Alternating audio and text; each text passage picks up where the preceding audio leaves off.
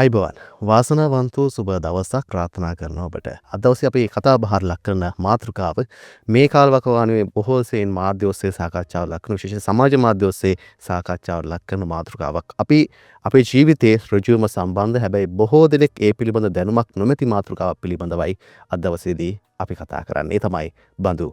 බදු ගැන දැනගමු කියන මාතෘකාව පෙරදරි කරගෙනයි අද දවසේ අපි මේ කතා බහ ඉස්සරහට අරගෙන යන්නේ. විශේෂයෙන්ම අපි බදු ගෙවන්න ඕනේද? බදු ගෙවන්න ඕනේ කවුද? විශේෂයෙන්ම ඒ වගේම තමයි ටින් අංකයක් කියලා කියන්නේ මොකද?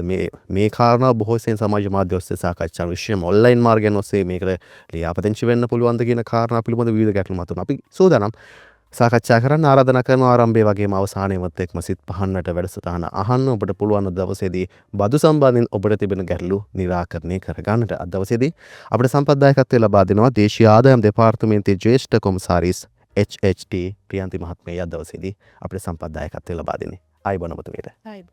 මම කැමති ඔබතුමීගෙන් ප්‍රවේශයක් ලබා ගන්න. දැන් බදු කිව්වහම විවිධාකාර වූ අර්ථකථනයන් විවිධාකාර විදිහට මිනිසුන් ලබා දෙනවා. මම කැමති දැනගන්නට ඔබතුමිය මේක වගකිය යුතු නිලධාරියෙක් විදිහට නිලධාරිනියක් විදිහට බදු කියලා කියන්නේ මොකක්ද? අපි ඒන් ප්‍රවේශයක් ලබා ගමු දවසේදී. බදු කියන්නේ ඇත්තටම රජයට ගෙවිය යුතු අනිවාර්ය ගෙවීමක්. රජය නියම කර යුතු නියම කරලා තියෙන විදිහට ස්පිරෝඇසියන් ව්‍යාපාර ඒ වගේ බැඳිලා ඉන්නවා ගෙවන්න බද්දක් දෙයට යම් මුදලක්. දැන් අපි ශ්‍රී ලංකාවේ ගත්තොත් එහෙම ශ්‍රී ලංකාවේ මොන වගේ බදු වර්ග තියෙනවද? බදු වර්ග ගත්තාම දේශීය ආදායම් දෙපාර්තමේන්තුව විසින් පරිපාලනය කරන බදු තියෙනවා. රේගුව විසින් පරිපාලනය කරන බදු වගේම සුරා බදු දෙපාර්තමේන්තුව විසින් පරිපාලනය කරනු ලබන බදු තමයි ලංකාවේ ප්‍රධාන වශයෙන්ම තියෙන්නේ. දේශීය ආදායම් දෙපාර්තමේන්තුව විදිහට ආදායම් බදු, වැට් බදු, උපයන විට ගෙවීම් බදු, SSCL වගේ බදු තමයි අපි පරිපාලනය කරන්නේ. දැන් මේ කාලවකවානුවේ ගත්තොත් එහෙම සමාජ මාධ්‍ය ගියොත් එහෙම විවිධාකාර විදිහට කතා බහ ලක් කරන බදු වර්ගයක් තමයි ටින් අංකය කියලා කියන්නේ. එහෙම නැත්නම් බදු ගෙවන්න හඳුනා ගැනීමේ අංකය කියලා කියන්නේ. මේක මොකක්ද? අපි ඒන දැනුවත් කිරීමක් කරන මොකද බොහෝ සෙයින් ජනතාව මේ පිළිබඳ දැනුවත් භාවයක් නැහැ. අපි නාගරිකයෝ ගත්තොත් එහෙම යම් ප්‍රමාණයක් මේ පිළිබඳ දැනුවත් භාවයක් තියෙනවා.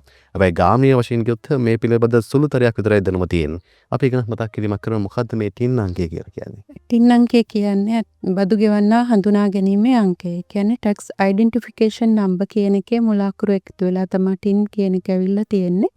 ඒක අංක 9කින් සමන්විත අංකයක්. එක එක්කිනාට වෙන වෙනම අංකයක් නිකුත් කරනවා. ඒක පුද්ගලයන් ව්‍යාපාර හවුල් ව්‍යාපාර වලට ටින් අංකයක් ලබා ගන්න පුළුවන්. දැනට තියෙන නීතිය විදියට 2023/5/31 දරන ගැසට් පත්‍රය අනුව 2024 1 දිනේ සිට අවුරුදු 18ට වැඩි සෑම පුද්ගලයෙකුටම ටින් අංකයක් ලබා ගන්න කියලා රජය නියම කරලා තියෙනවා.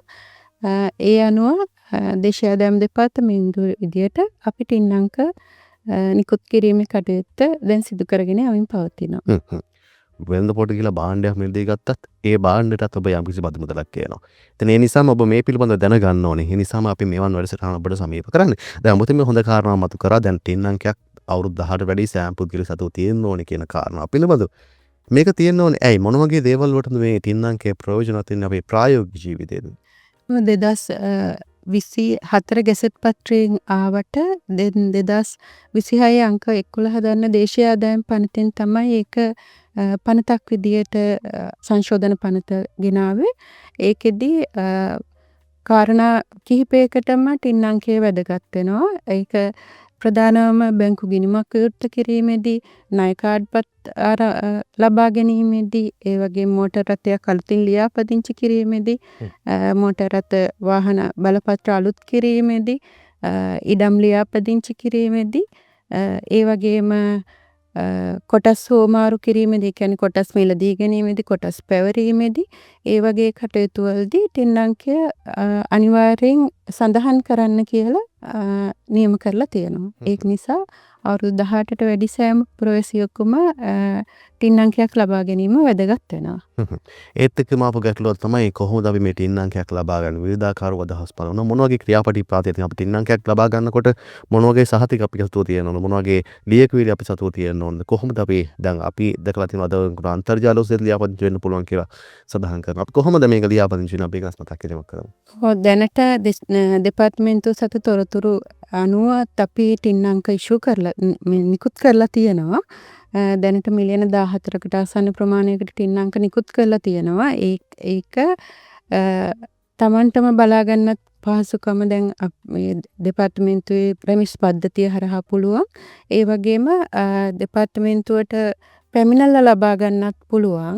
ඒ කියන්නේ ෆෝමයක් පෙරවීමෙන් එහෙම නැතුව තමන්ට ගෙදර ඉඳලාම තමන්ගේ ජංගම දුරකථනය හෝ වෙනත් මාර්ගයකින් ඔබට දේශීය ආදායම් දෙපාර්තමේන්තුවේ වෙබ් අඩවියට පිවිසලා ඒ කියන්නේ www.ird.gov.lk කියන වෙබ් අඩවියට පිවිසලා සේවාවන් වලට පිවිසීමෙන් ඔබට යන්න පුළුවන් ටින් රෙජිස්ට්‍රේෂන් කියන එක. එතෙන්ට ක්ලික් කරාම ඒක එනවා මොනවාද අංශය යටතේද ඔබ රෙජිස්ටර් වෙන්න ඕනේ කියලා.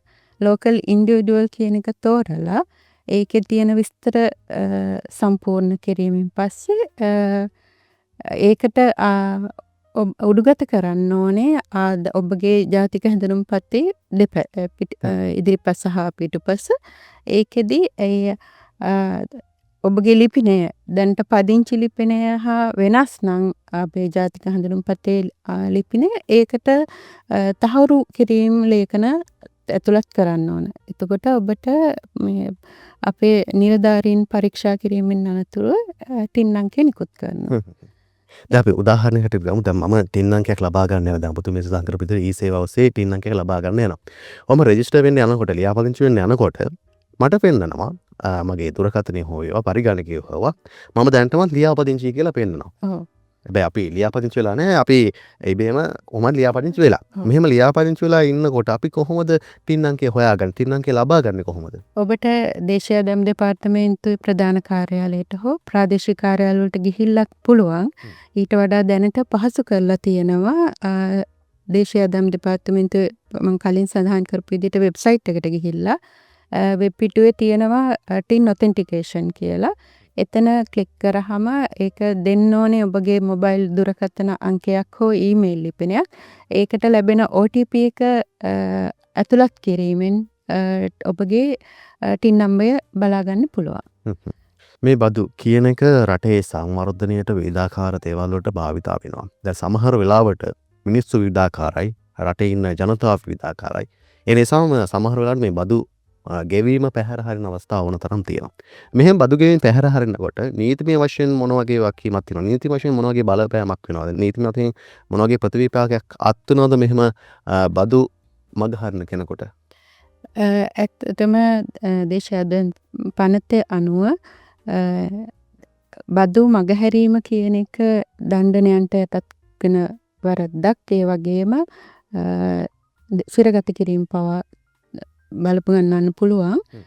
අපි නඩු පැවරීමෙන් පසුව දැන්ට මූලිකවම බදු පැහැර හැරීමේ මූලිකම මාසයක් පහුවෙන ගමන්ම 10% ආදායම් බදු සඳහා වගේම වැට් සඳහාත් දඩ නියම වෙනවා. ඒක වැඩි වෙවි යන්න පුළුවන්.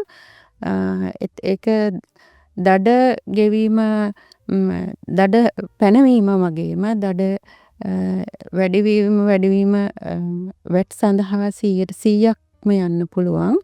කියන්නේ වැට් එක වෙනත් කෙනෙකුගේ ටැක්ස් එකක් තමා එකතු කරලා ගෙවන්න කියලා තියෙන්නේ රජයට. ඒක නිසා ඒක 100%ක් යනවා. දැනට ආදායම් බදු 120ක් වෙනකන් දඩ නිකුත් වෙනවා. අපි නීතිමය පසුබිම් පිළිබඳව සාකච්ඡා කරමු. දැනගන්න කැමතියි දැන් ඔබතුමීටත් මේ පිළිබඳව යම්කිසි අත්දැකීම් ඇති මේ ශ්‍රේෂ්ඨ පළපුරුද්දත් එක්ක මම දැනගන්න කැමතියි. දැන් මේ බදු පැහැර හැරීම ඔස්සේ ගත්තොත් එහෙනම් මොන වගේ අත්දැකීම් තියෙනවද ජනතාවත් එක්ක? ඇත්තටම ඔබ දැනගන්න කැමතියි සම්බන්ධයෙන්. දැනට අපි බදු පැහැරහැරීම සමාගම් කීපයකටම නඩු පවරලා අධ්‍යක්ෂවරුන් සිරගත කිරීම දක්වා කටයුතු කරගෙන ගිහින් තියෙනවා.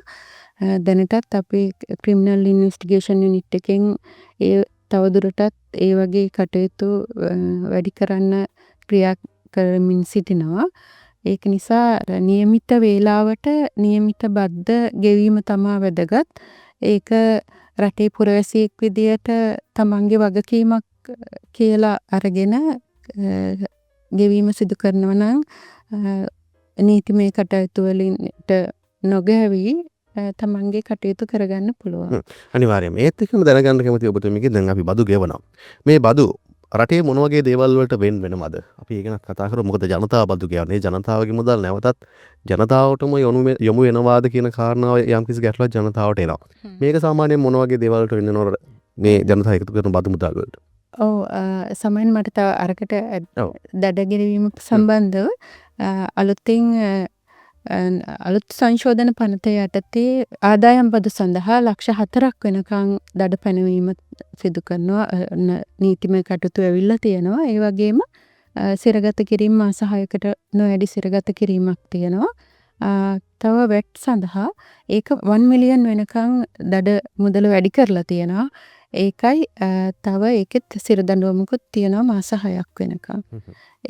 ඒකත් මතක් කරන්න කැමතියි. ඊට පස්සේ ඔබගේ ඊළඟ පිළිපැනයට දැනට අපි දේශීය ආදායම් දෙපාර්තමේන්තුවේ එකතු කරනු ලබන බදු අපි රජයට ප්‍රේෂණය කරාම ඒක ප්‍රධානම සෞඛ්‍ය සේවා අධ්‍යාපනය සංවර්ධන කටයුතු වැටුප් ගෙවීම ආදී සියලු දේටම යොදාගන්නේ රජය එකතු කරන බදු.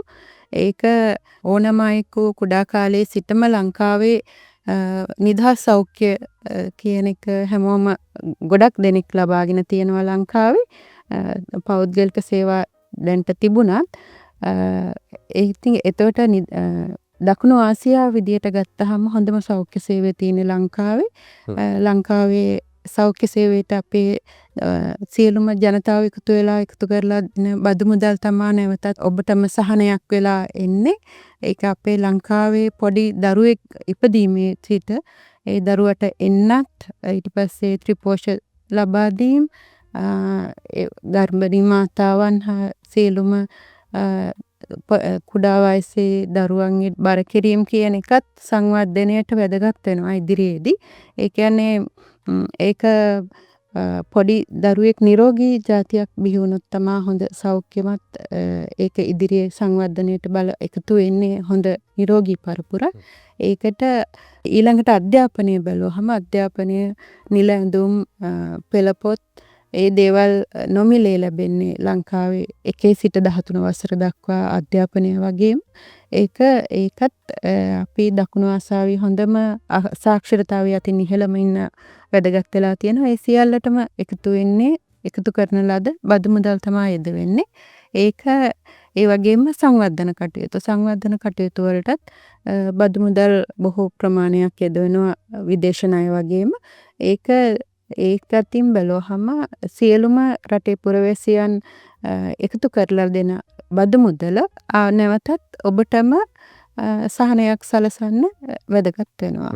ඇත්තටම යම්කිසි ආයෝජනයක් විදිහට අපිට මේ බදු හඳුන්වන්න ඇත්තටම ඉතා විශාල ආයෝජනයක් තමන්ම කරනු ලබන ආයෝජනයක් ඉදිරි පරම්පරාවලට වගේම තමන්ටම කරගන්න සේවයක් කියන්න පුළුවන්. ඇතර මේ කාරණාව පොඩ්ඩක් කල්පනා කරලා බලන්න. ඔබ සමහර වෙලාවට ඔබ නිදහස් අධ්‍යාපනයක් ලබනවා. ඔබේ දුවදරුවෝ ඔබ අධ්‍යාපනයක් කරනවා. ඔබ යම්කිසි සුළු මුදලක් ගෙවනවා වෙන්න පුළුවන් රජයට නොදැනුවත්ම හෝ දැනුවත්ම. ඒ මුදල නැවතත් ඔබටමයි හිමි වෙන්නේ. ඔබේ දුවදරුවටමයි හිමි වෙන්නේ. නිසාම අපි නිරන්තරයෙන් සිහිපත් කරන්නේ මේ බදු මුදල් ගෙවන්න ප්‍රමාද කරන්න. බදු මුදල් නියමිත කාලයකට ගෙවන්න කියන කාරණාව සිහිපත් කරන්නේ. නිසාම දැන් අද වෙනකොට ගත්තොත් එහෙම තාක්ෂණය ඉදා මධ්‍ය වෙනවා. අද වෙනකොට ඔන්ලයින් තාක්ෂණය තියෙනවා. විවිධාකාරූ තාක්ෂණ ලංකාවට හඳුන්වා දීලා තියෙනවා. දැන් මේ බදු මුදල් ගත්තොත් එහෙම වර්තමානයේදී මොන වගේ ක්‍රමවේදයන් තියෙනවද ජනතාවට ගෙවන්න ක්‍රමවේදයන් තියෙනවද? සාමාන්‍යයෙන් කාර්තු ගෙවීම් විදියට තමා ආදායම් බදු වගේම ආදායම් බදු තියෙන්නේ. ඒක මම දින මතක් කරනවා නම් තක්සේරු වර්ෂයක් කියන්නේ අප්‍රේල් 1 ඉඳන් ඊළඟ අවුරුද්දේ මාර්තු 31 වෙනකන් කාලය. ඒ කාලය ඇතුළත එම අදාළ තක්සේරු වර්ෂයට අදාළව දැනට අලුත් සංශෝධන පනත අනුව කලින් වර්ෂයේ ගෙවපු බදු මුදලෙන් තමන් තක්සේරු කරන්න ඕනේ ඉන් 4න් එකක් විදිහට කාර්තු 4කට ගෙවන්න ඕනේ. අගෝස්තු 1, අගෝස්තු 15, නොවැම්බර් 15, පෙබරවාරි 15, මැයි 15 විදියට ඊට පස්සේ ඉතුරු මුදලක් තවදුරටත් අපි තක්සේරු වර්ෂය අවසන් වෙලා ඒ කියන්නේ අප්‍රේල් මාර්තු 31න් ඉවරුණාට පස්සේ ඊළඟ තවදුරටත් ගෙවිය යුතු බද්දක් තියෙනවා නම් සැප්තැම්බර් 30 වෙද්දි ගෙවලා ඉවර කරන්න ඕනේ ඒ අදාළ තක්සේරු වර්ෂයට අදාළ බද්ද. ඒ විදියට වැට් සඳහා වැට් මාසිකව තමා ගෙවන්න ඕනේ. ඒක වාර්තාව දෙන්න ඕනේ මාස 3කට වරක් වුණත් මාසෙකට සැරයක් සමහර පනයනකරුවන්ට මාසෙකට වතාවක් ඒක මාසිකව ගෙවන්න ඕනේ. ඒ විදිහට තමයි තියෙන්නේ. ඒ ගෙවන්න ඔන්ලයින් තාක්ෂණ ඔස්සේ පුළුවන්. ඔව් දැනට දේශීය ආදායම් දෙපාර්තමේන්තුව විසින් නිකුත් කරනු ලබන ප්‍රේෂණ පත හෝ ඔන්ලයින් තාක්ෂණය ඔස්සේ ගෙවීමේ පහසුකම සලසලා තියෙනවා. දැන් මේ තින් අංකය පිළිබඳව කතා බහලා ලක් කරනකොට කෙනෙකුට ගැටලුවක් එන්න පුළුවන්. අපි හිතමු එයාලගේ ආදායම අනුව සාමාන්‍යයෙන් ගත්තොත් එහෙම රජයට පින් අංකය සම්බන්ධයෙන් කොයි වගේ ආදායම් ලබන කට්ටියද ගෙවන්න ඕනේ බදු කියලා කෙනෙකුට ගැටලුවක් එන්න පුළුවන්. සාමාන්‍යයෙන් කොයි වගේ ආදායමක් තියෙන අයද මේ ටින් අංකය සම්බන්ධයෙන් රජයට බදු ගෙවන්න ඕනේ? ටින් අංකය ඇත්තටම ටින් අංකය ලබාගත්ත පමණින්ම බදු ගෙවන්න කියලා එකක් නීතියක් නැහැ.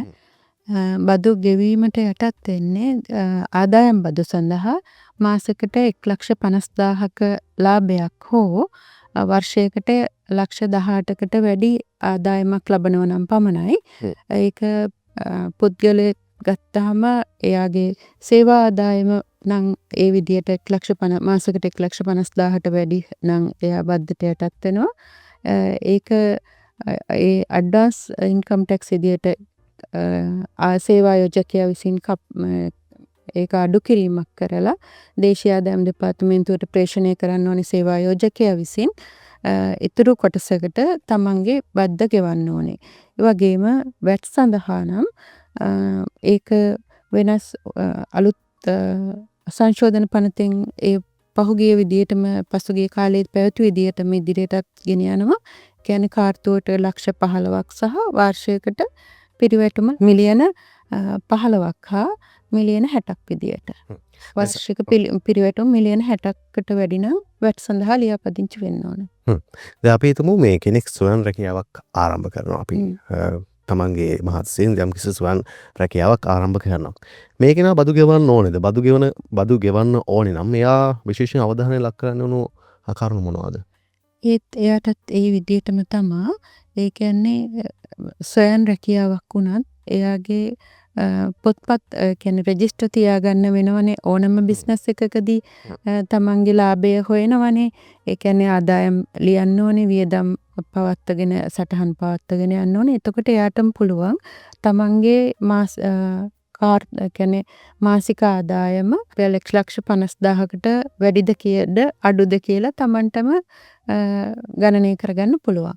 ඒ වගේ අවස්ථාවකදී මාසික ආදායම රුපියල් 1,50,000කට වැඩි වෙනවා නම් ඒ ආදායම් බදු සඳහා ලියාපදිංචි වෙලා බදු ගෙවීම කරන්න ඕනේ. එතෙදී පොලි ආදායම්නුත් මේකට එකතු වෙනවා. ඒ කියන්නේ ඉන්වෙස්ට්මන්ට් ඉන්කම්, ආයෝජන ආදායම්. ඒකත් එකතු වෙලා ඒ මුළු ආදායම 18,00,000කට වැඩි නම් බදු ගෙවීමට යටත් වෙනවා. ඒකෙදිත් අර බදු 1,50,000 මාසෙකට මාස 12කට 1,18,000යි. ඊට පස්සේ ඒකෙදිත් අර බදු නිදහස් දීමනාවක් ආපහු තියෙනවා.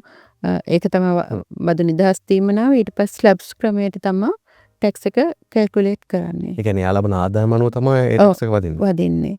කියන්නේ දැන් 25 26 අවුරුද්දේ ඉඳලා මුල් 1 මිලියන් වලට ඒ කියන්නේ රුපියල් ලක්ෂ 10කට 106යි, ඊළඟ ලක්ෂ 5ට 118යි, ඊළඟ ලක්ෂ 5ට 124යි, ඊළඟ ලක්ෂ 5ට 130ක්, ඉතුරුවට 136ක් විදිහට තමයි ආදායම් බදු ගණනය කරන්න ඕනේ.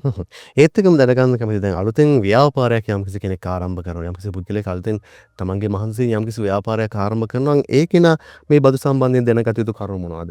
මූලිකවම තමන්ගේ රෙජිස්ටර්ස් තියාගන්න ඕනේ. ඒක වැදගත්.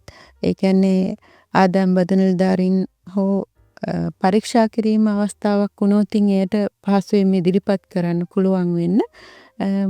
එයා අලුතෙන්ම නම් ආරම්භ කරන්නේ ඒක මුල ඉඳන්ම තමන්ගේ ආදායම් වියදම් ගිණුම් නිසි පරිදි පවත්වාගෙන යෑමෙන් එයාට පහසුවෙන්ම තමන් බද්දට යටත් වෙනවද ඒ වගේ අර තමන්ටම සතක්සේරුවක් කරගන්න පුළුවන්. ඒ වගේ දේවල් තමා ව්‍යාපාරයේ ශුද්ධ ලාභය ගණනය කිරීම කොහොමත් තමන්ගේ බිස්නස් එකට වැදගත් දෙයක්නේ. ඒකත් එක්ක තමයි බදු ගැනත් හිතන්න වෙන්නේ.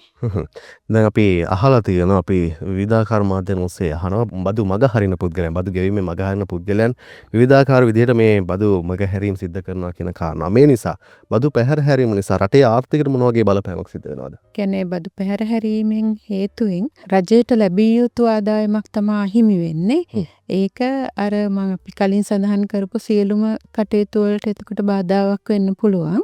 ඒක නිසා තමන්ගේ නිවැරදි බද්ද නිවැරදි වෙලාවට අනුකූලතාවය දක්වමින් ඉදිරිපත් කිරීම තමයි වැදගත් වෙන්නේ. ඒක සංවර්ධනයට බලපෑමක් කියන්නේ වැරදි නරක බලපෑමක් ඇති වෙනවා කියන්න පුළුවන් හානිදායී විදියට. ඒත් එක්කම දැනගන්න කැමතියි දැන් දේශීය ආදායම් දෙපාර්තමේන්තුවේ ජනතාවට මේ පිළිබඳව දැනුවත් කරන්න මොන වගේ වැඩසටහන් වර්තමානයේ වෙනකොට ක්‍රියාත්මක යනවද? මොකද ජනතාව මේ පිළිබඳව දැනුවත් වෙන්න. මොකද ජනතාව තමයි බදු ගෙවන්නේ. ඒ නිසා මොන වගේ වැඩසටහන් සිද්ධ කරගෙන යනවද වර්තමානයේ වෙනකොට? දෙපාර්තමේන්තුවේ කන්සල්ටේෂන් හා ප්‍රොමෝෂන් යුනිට් එක. ඒ කියන්නේ ඒ අංශයෙන් ඔබට ඕනම අවස්ථාවක තොරතුරු ලබා ගන්න පුළුවන් දැනුවත් වීම සඳහා. එම අංශය මගින්ම ලිඛිත ඉල්ලීම් පරිදි දිවයින පුරා ඕනම ආයතනයක හෝ සංවිධානයකට වැඩමුළු විදියට දැනුවත් කිරීම අවස්ථාවන් ලබා ගන්න පුළුවන්. ඒ වගේම අපි පසුගිය ජූලි 6 වෙනිදා සිට ජූලි 10 වෙනිදා දක්වා ටැක්ස් වීක් කියලා බදු ශක්තිය ටැක්ස් වීක් එකක් පැවැත්වුවා. ඒ වෙලාවෙදිත් සියලුම ප්‍රාදේශීය කාර්යාල වලින් අත්පත්‍රිකා බෙදා දීම ඒ වගේම බදු ගෙවන්නන් හා බදෝත්ලිකයන් දැනුවත් කිරීමේ සම්මන්ත්‍රණ ඒ ආදිය පවත්වමින් ඒ වගේම විශ්වවිද්‍යාල සිසුන් දැනුවත් කිරීමේ වැඩසටහනක් පැවැත්වුවා. ඒ වගේ සතියක ප්‍රෝග්‍රෑම් එකක් ඒක. ඒ වුණාට මුළු වර්ෂය පුරාම බදු ගෙවන්නන් දැනුවත් කිරීමේ විවිධ ක්‍රියාමාර්ග මාධ්‍ය මගින් ඒ වගේම පුවත්පත් ලිපි මගින් ඒ වගේ දැනුවත් කිරීම අවස්ථා තියෙනවා. අපි වැරදි මතයක් ගත්තොත් එම සමාජයේ ඉක්මනින් අරගෙන යන්න පුළුවන්. වැරදි මත ඕන තරම් සමාජයේ ඉස්සරහට අරගෙන යනවා. ඒ නිසාම සමහර වෙලාවට ජනතාව ඒ නිසාම යම් අපහසුතාවයකට පත් වෙනවා. දැන් මේ බදු ගෙවීම සම්බන්ධයෙන් ගත්තොත් එම ජනතාව අතර මොන වගේ වැරදි මතයන් තියෙනවද? වැරදි මතයන් කියන්නේ බදු ප්‍රතිශත වැඩි කියලා කම්ප්ලේන්ට් තියෙනවා. ඒ වගේම හරි විදියට ඒක යූස් කරනවද කියලා එහෙම අදහසක් තියෙනවා. ප්‍රමාණ වැඩි කියලා තමයි ගොඩක් වෙලාවට කම්ප්ලේන්ට් තියෙන්නේ. ඒක ඉතින් ඒක එක රජයේ ප්‍රතිපත්ති අනුව නියම කරන ප්‍රමාණ ඒක එකතු කරන තමයි දේශීය ආදායම් දෙපාර්තමේන්තුවේ ඉන්නේ. ඒක නිසා එහෙම අපිට එහෙම වැඩි කියලා කියන්න බෑ. මොන යම් සීමාවන් හරි යම් දෙයක් ඒම් කරගෙන කියන්නේ ඒක ළඟා කරගන්න තමයි බදු ප්‍රමාණයක් නියම කරන්නේ. ඒක දැනට පහුගිය වර්ෂයේ දේශීය ආදායම් දෙපාර්තමේන්තුව ඉලක්ක ආදායම් අභ්‍යවා කියන්නේ ඉලක්කගත ආදායම් අභ්‍යවා යන සමත් වුණා. මේ වර්ෂයේ දැනට ඒ වගේ යනින් පවතිනවා කියලා කියන්න පුළුවන්. මම අහලා තියෙන කාරණාවක් තමයි මේ ප්‍රියන්ති මහත්මිය යම්කිසි කෙනෙකුට දැන් බදු ගෙවන කෙනෙකුට ඒ සම්බන්ධයෙන් යම්කිසි ගැටලුවක් තියෙනවා නම් අභියාචනාවක් ඉදිරිපත් කරන්න පුළුවන් කියන කාරණාව මම අහලා තියෙනවා. මේක ඇත්තද? යම්කිසි කෙනෙකුට බදු ගෙවීම සම්බන්ධයෙන් ගැටලුවක් තියෙනවා නම් අභියාචනාවක් ඉදිරිපත් කරන්න පුළුවන්ද සහ එහෙම පුළුවන් නම් කොහොමද අපි අභියාචනාවක් ඉදිරිපත් කරන්නේ? බදු ගෙවීම සම්බන්ධයෙන් කියන්නේ අපේ තක්සේරු දැන්වීමක් නිකුත් වුණොත් ඒකට අභියාචනයක් කරන්න පුළුවන් තක්සේරු දැන්වීමේ දිනේ සිට දින 30ක් ඇතුළත. ඒක අපි බදු ගෙවීම සම්බන්ධ ගැටලුවක් මතුවුණොත් අර මං කිව්වා වගේ ප්‍රවර්ධන අංශයෙන් දැනගන්න පුළුවන් හරි අංශයෙන් හෝ ලේකම් අංශයෙන් ලිඛිතව ඉල්ලන්නත් පුළුවන්. තමන්ගේ ගැටලුව කියන්නේ නීතියට අනුවද ගැටලුවක් නම් දේශීය ආදායම් දෙපාර්තමේන්තුවේ ලේකම් අංශයෙන් විමසන්න පුළුවන්. ඒ වගේම අර ප්‍රොමෝෂන් කන්සල්ටේෂන් හා ප්‍රොමෝෂන් යුනිට් එකෙන් ගන්න පුළුවන්. ඊට අමතරව ඔබ අහුව ගැටලු අහුවේ ප්‍රශ්නේ ඒක තක්සේරුවක් නිකුත් වුණොත් තමයි ඇත්තටම අභියාචනයක් කරන්න පුළුවන්. තක්සේරුවක් කියන්නේ බද්ද වැඩි කරලා නිලධාරියෙකු විසින් යොමු කරන තක්සේරු දැන්වීමට එරෙහිව අභියාචනයක් ඉදිරිපත් කරන්න පුළුවන් ඕනෑම බදු ගෙවන්නෙක්. දැන් අද දක්වා ගත්තොත් මේ බදු ගෙවන්නන් දැනගත යුතු සහ ඔබ මිල පැත්තේ ආදාය දේශීය ආදායම් දෙපාර්තමේන්තුව වශයෙන් ගත්තොත් එහෙම යම්කිසි වෙනස්කම් සිද්ධ වෙලා තියෙනවද? එහෙම නැත්නම් ගත්තොත් එහෙම වර්තමානයේ බදු ගෙවන්නන් දැනගත යුතු වෙනස් වෙලා තියෙන යම්කිසි කාරණාවක් තියෙනවද? දැනට පහුගිය වර්ෂයේ බදු ප්‍රතිශතයත් එක්ක මේ අවුරුද්දේ බදු ප්‍රතිශත වෙනස් වෙලා තියෙන්නේ. අර ආදායම් බදු ස්ලැබ් වලට ඒ කියන්නේ පර්සන්ටේජ් වෙනස් වෙලා තියෙනවා. ඒක ගැන අවධානය යොමු කරලා මේ අවුරුද්දෙත් බදු ගෙවීමේ බදු වාර්තා ඉදිරිපත් කිරීමේ අවසාන දිනය තියෙන නොවැම්බර් 30 හැම අවුරුද්දකම වගේ මේ අවුරුද්දෙත් අපි ඔන්ලයින් ක්‍රමයේ යටතේ තමා සබ්මිට් කරන්න ඕනේ, වාර්තාව ඉදිරිපත් කරන්න ඕනේ. ජූලි 1 වෙනිදා ඉඳලා අපි අපේ පද්ධතිය විවෘත කරලා තියෙන්නේ. එතකොට අවසාන මොහොත වෙනකන් ඉන්නේ නැතුව දැනට ඒ කියන්නේ පහුගිය වර්ෂයේ කියන්නේ 2026 3:31කින් ඉවර වෙච්ච තක්සේරු වර්ෂය සඳහා පුද්ගලයන් සහ සමාගම් හවුල් ව්‍යාපාර සඳහා වාර්තා ඉදිරිපත් කරන්න කියලා ඉල්ලලා සිටිනවා නොවැම්බර් 30ට කලින්. ඒක තමයි දැනට වැදගත්ම දේ පුද්ගලයන් වශයෙන්. දැන් සාමාන්‍ය කෙනෙක් බදු ගෙව්වට පස්සේ ඒ බදු ගෙවීම සම්බන්ධයෙන් යම්කිසි රිසිට් පතක් ලබා දෙනවා. මේ රිසිට් පත සාමාන්‍ය මොන වගේ දේවල් වලට වැදගත්ද? කෙනෙකුට හිතෙන්න පුළුවන් හරි අපි බදු මුදල ගෙවුවා අපිට රිසිට් පතක් ලබා දුන්නා. මේක කෙනෙකුට හිතෙන්න පුළුවන් මේක වැදගත්කමක් නැහැ. මේක වැදගත්කමක් තියෙන යම්කිසි ස්ථානයක් තියෙනවද? යම්කිසි වැදගත්කමක් තියෙනවද මේ බදු ගෙවීම රිසිට් පතේ? ඒක ඔබට මොනහරි ඉදිකිරීම් හරි ව්‍යාපාරයේ තත්ත්වය ගැන දැනගන්න. ඒ කියන්නේ බැංකු ලෝන් බැංකුවකින් ණයක් ලබා ගැනීමේදී වගේ දේවල් වලදී ඉදිරිපත් කරන්න වැදගත් වෙයි. ඒ වගේම ඒක කියන්නේ සුරාබදු දෙපාර්තමේන්තුවට නම් අපේ දෙපාර්තමේන්තුව විදිහට බදු ගෙවීම පිළිබඳව එයාලට නිෂ්කර්ෂණ සහතිකයක් නිකුත් කරනවා. ඒකේ බලපත්‍රය අලුත් කිරීමේදී වාර්ෂිකව ඒ වගේ අවස්ථාවලදී තමයි වැදගත් වෙන්නේ රිසිට් පත නම්. ඒක රිසිට් පත කියලා තමන්ට එහෙම ඒ වගේ දේවල් වලදී තමයි ඕන වෙන්නේ. දැන් අපි ව්‍යාපාර ගත්තොත් එහෙම අද වෙනකොට ව්‍යාපාර ගණනාවක් තියෙනවා. ඒත් එක්කම ගත්තොත් එහෙම අද ගත්තොත් එහෙම ඔන්ලයින් බිස්නස් පවා තියෙනවා. දැන් කෙනෙකුට හිතෙන්න පුළුවන් මෙහෙම ඔන්ලයින් බිස්නස් කරන කෙනෙක්ට අපිත් යම්කිසි බදු මුදල රජයට ගෙවන්න අවශ්‍යමද කියලා යම්කිසි කෙනෙකුට ගැටලුවක් එන්න පුළුවන්. ඔන්ලයින් බිස්නස් කරන කෙනෙක් බද්දක් ගෙවන්න ඕනේද? ඔව් අලුතෙන් ආපු වැට් බදු සංශෝධන පනතින් මේ අවුරුද්දේ සංශෝධන පනත 2000 අංක 11/2026 දන්න සංශෝධන පනතින් ඇවිල්ලා තියෙනවා ඔන්ලයින් බිස්නස් වලටත් වැට් එකට ලියාපදිංචි වෙන්න කියලා. ඒත් එක්කම අපි ගත්තොත් එහෙම අද අපි දකිනවා විවිධාකාර YouTube ඔස්සේ TikTok ඔස්සේ විවිධාකාර විදිහට ආදායම් උපයන අය ඉන්නවා. මේවත් ගෙවන්න අවශ්‍යයිද? ඔව් එතකොට අනිවාර්යෙන් ගෙවන්න අවශ්‍යයි. දැන් කෙනෙකුට ගැටලුවක් එන්න පුළුවන් දැන් බදු සම්බන්ධයෙන් අපි බදු ගෙවන්න ඕනේද අපි කොහොමද ගෙවන්නේ කියලා කෙනෙකුට ගැටලුවක් එන්න පුළුවන්. එතකොට කොහොමද අපි දේශීය ආදායම් දෙපාර්තමේන්තුව අපි සම්බන්ධ කරගන්නේ කොහොමද? අපි ඒක මතක් කිරීමක් කරමු. දේශීය ආදායම් දෙපාර්තමේන්තුවේ හොට්ලයින් එක 1944. ඒ ඔස්සේ ඔබට දේශීය ආදායම් දෙපාර්තමේන්තුවේ කටයුතු පිළිබඳව විමසන්න පුළුවන්. දැන් කෙනෙකුට ගැටලුවක් එන්න පුළුවන් දැන් අපි බදු පැහැර හරිනවා අපි ආදායම පෙන්වන්නේ දැන් අපි බදු පැහැර හරිනවා. දැන් කෙනෙකුට ගැටලුවක් එන්න පුළුවන් දේශීය ආදායම් දෙපාර්තමේන්තුව කොහොමද අපි හඳුනාගන්නේ? බදු මග හරින කෙනාව කොහොමද හඳුනගන්නේ කියලා යම්කිසි ගැටලුවක් එන්න පුළුවන්. කොහොමද ඇත්තටම මේ බදු මග හරින අය හොයාගන්නේ? ඒකට මග හරින අයව හොයාගන්න කියලා නෙමෙයි අපිට තොරතුරු ලැබෙනවා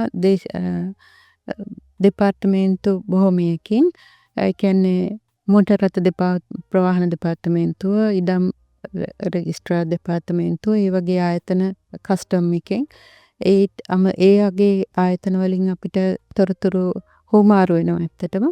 ඒ යටතේ තොරතුරු දැනගන්න පුළුවන්. ඒ වගේම පිටස්තර පුද්ගලයින්ට පුළුවන් තොරතුරු ඉදිරිපත් කරන්න දේශීය ආදායම් කොමසාරිස් ජෙනරාල්ට ඒ වෙනුවෙන් මුදල් ත්‍යාගයක් පිටිනමනවා. ඇත්තටම ඒක ඇත්තටම ඒක බදු වෙනවා නම් ඒ වගේ අවස්ථාවනුත් තියෙනවා. එතකොට තොරතුරු හුමාරු වීම තුලින් බොහෝ තොරතුරු ප්‍රමාණයක් දෙපාර්තමේන්තුවට ලැබෙනවා. ඒ තොරතුරු මොනිටර් කරන්න පහසු වෙන්න තමයි ඇත්තටම අලුත් පනත තියෙන්නේ පරිපාලන පහසුවට. ඒ නිසා තමයි ටින් අංකය අනිවාර්ය කරලා තියෙන්නේ. ටින් අංකය යෙදීම මගින් අපිට තොරතුරු බොහෝ ඉතා පහසුවෙන් ලබා ගන්න පුළුවන්. බදු කටයුතු වලට යොදා ගන්න පුළුවන්. දැන් ඔබතුමිය කියපු කරුණු කාරණාත් එක්ක මේකම මට ආපු ගැටලුවක්. දැන් මේක පෞද්ගලික තොරතුරු පවා අපි ඇතුළත් කරනවා. දැන් ඔහොම පැමිණිලි යොමු කරන්නත් හැකියාවක් තියෙනවා. දැන් බදු ගෙවන කෙනෙකුට දැන් අපි හිතමු වැඩි ආදායමක් ලබන කෙනෙකු එයාගේ පෞද්ගලික තොරතුරු පිටස්තර කෙනෙකුට ගියොත් සාමාන්‍යයෙන් අර තමන්ගේ ආරක්ෂාවට පවා යම්කිසි බලපෑමක් එන්න පුළුවන්. ඒ නිසා මේ තමන්ගේ පෞද්ගලික තොරතුරු සුරැකෙනවාද කියන කාරණාව පිළිබඳව යම්කිසි ගැටලුවක් ඔබතුමිය කියපු කාරණාත් එක්ක මට ආවා. කෙනෙක් බදු මුදලක් ගෙවනවා. මේ පෞද්ගලික තොරතුරු සුරැකෙනවාද යම්කිසි ස්ථානයක? ඔව් අනිවාර්යෙන් දේශීය ආදායම් දෙපාර්තමේන්තුවේ ලැබෙන තොරතුරු අපිට කිසිවෙකුට ලබා දිය නොහැකි. අනිවාර්යෙන් නීතිමය කටයුතු උසාවි කට පමණයි අපිට ඉදිරිපත් කරන්න පුළුවන්. රහස්‍යභාවය පිළිබඳ අපේ දේශීය ආදායම් පනතේ සඳහන් වෙලා තියෙනවා. ඒ අනුව අපි බාහිර පාර්ශ්වයන්ට ලබා දෙන්නේ නැහැ තොරතුරු. උසාවියකට පමණයි ඉදිරිපත් කරන්නේ. දැන් සාමාන්‍ය යම්කිසි කෙනෙකුට පැමිණිල්ලක් හරි යොමු කරන ඔබතුමිය අර මතක් කරපු දුරකථන අංකයට තමයි යොමු කරන්න ඕනේ. ඔව් 1944ට යොමු කරන්න පුළුවන්.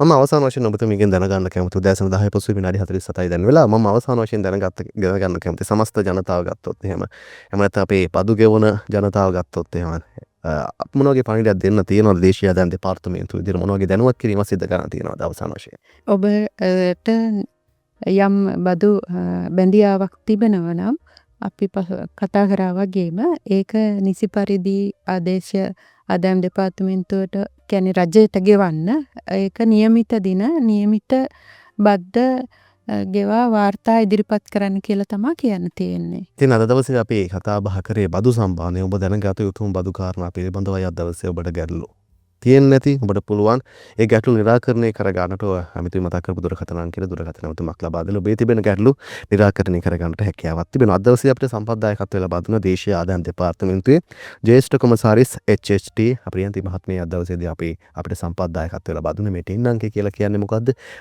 මේක මාර්ගගතව ඔස්සේත් ඔබට ලබා ගන්න හැකියාවක් තියෙනවා ටින් අංක. ඉතින් ඒ පිළිබඳව දැනුවත් කිරීමක් කරා.